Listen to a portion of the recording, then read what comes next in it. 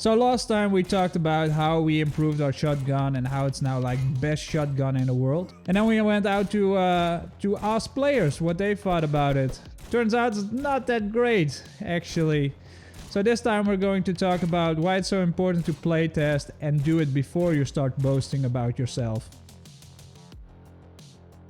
The gun not feeling good wasn't the only expectation that wasn't met. So whenever you're doing a test, it's important that you have targets for yourself, subjects you want feedback on, and also write down expectations that you have for each subject.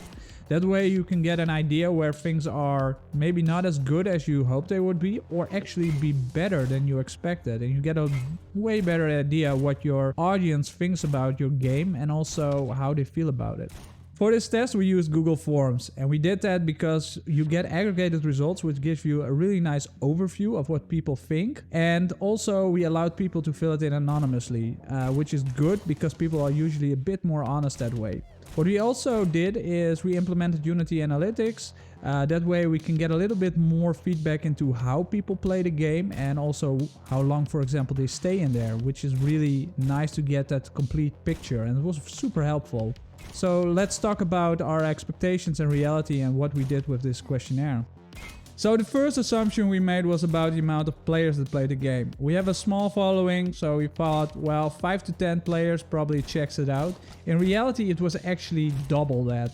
So 10 people filled in the questionnaire, but our statistics show that around 26 unique players played the game, which is a lot more than we anticipated.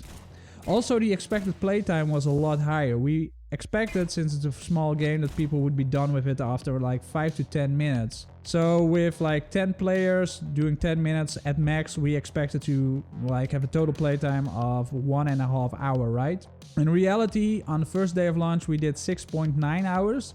On the second day we did 7.2 hours, and on the third day we did 2.2 hours, coming to an average of around 30 minutes per player, which is 3 times what we expected at most. We did play ourselves a little bit in this time, so the numbers are a little bit lower than that, of course, but it's a lot better than we expected, which is really interesting. One of the most important aspects of any game, of course, is that it's fun, right? So that's what we asked players. Did you have fun? We expected people to rate it like a 2 on a 1 to 5 scale. Since the game is very simple right now, you only run around and shoot enemies and get a high score. But in reality, it was actually a lot higher. Most people gave it a 3, which is adequate, or a 4. Only 2 people actually agreed with us on the 2 that we would rate it, which was really surprising and also super motivating to see that even in this state people are having fun with the game. We also, of course, asked about the difficulty of the game, because right now balancing is, well, there is no balancing, let's be honest. We just filled in some numbers and a lot of enemies spawn. We expected people to get around round 3. If you're good, around 5. That's where we usually die. But of course, somebody started playing it and got to round 7 in no time. Then somebody else also did. They started competing, and within a day they got to round 10 and almost to round 11. The competition between these players was quite fierce, and it was a lot of fun. It actually led us to have an impromptu leaderboard on the Discord that we manually had to manage. And we just hadn't considered that setting high scores and this competitive aspect of the game would be so much fun. So it's something we're going to play into in the future. And it's really funny that a playtest already showed that one of the assumptions we had about the game not having a competitive aspect is already disproven the first time players actually played it and interact with each other. We also asked people to rate our movement, right? It's the thing you do the most in a game, so it's really important that we get feedback on that. We asked them to rate it on 2 categories, control and speed. For control, we found that most people felt it was okay-ish, but a lot of people found it sluggish, so we need to address that. The other thing was with speed, in which we asked them to rate if it was either too slow or too fast. Most people rated it to be way too fast, and only 2 people actually said it was too slow, which was a surprise to us as well, so I guess these people are probably like Sonic the Hedgehog or something like that. We also asked players about performance. There were some issues, it's to be expected. The game isn't optimized at all, and HDRP is quite a heavy boy.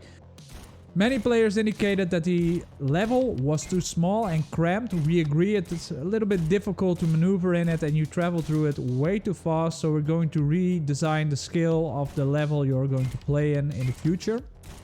I remember talking about cheating not being an issue in this game, and already somebody got to round 16 by cheating. He managed to get himself into the collider of a stair and then just kill enemies that couldn't hit him. He eventually died because he ran out of bullets instead of just getting killed.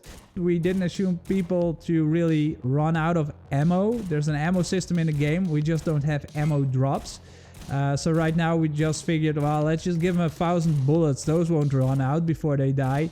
And of course that happened. There was also another player that cheated the game, but he did it a little bit differently. He actually hacked the game, made the shotgun an assault rifle, and actually sent us footage of it.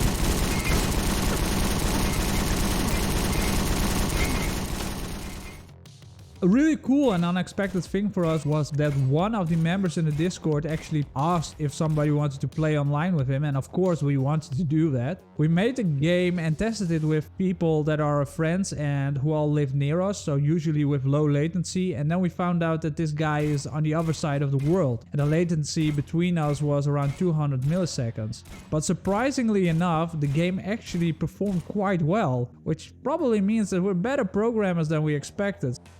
We learned a lot about our game and where we need to go and what we need to improve, and it's a lot different than what we expected, so it was super useful. We want to thank everyone for their detailed feedback. Not everyone was able to fill in the questionnaire, which is fine. We got a lot of personal details, a lot of messages of people saying I like this, I don't like that. We got a lot of pictures, we got even videos from people. It's so cool that everybody was so enthusiastic and helping us, and it really motivates us to keep on doing this. So here's some quick tips for your own playtest. Tip number 1 would be to test early and often and really try to get an idea where the fun is in your game. The earlier you do that, the better probably your game is going to be. The second tip we would give is to create a questionnaire. It gives a lot of focused feedback, which is great. Also make it anonymous. That way people will be more honest with you. Do make it possible for people to leave their contact details. That way you can reach out to them if their feedback isn't clear and they are comfortable with you reaching out to them.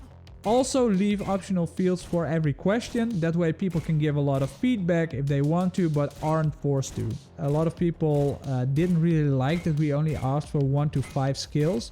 They also wanted to explain why they felt a certain way, which is great. We just didn't consider that because we didn't want to take too much of people's time.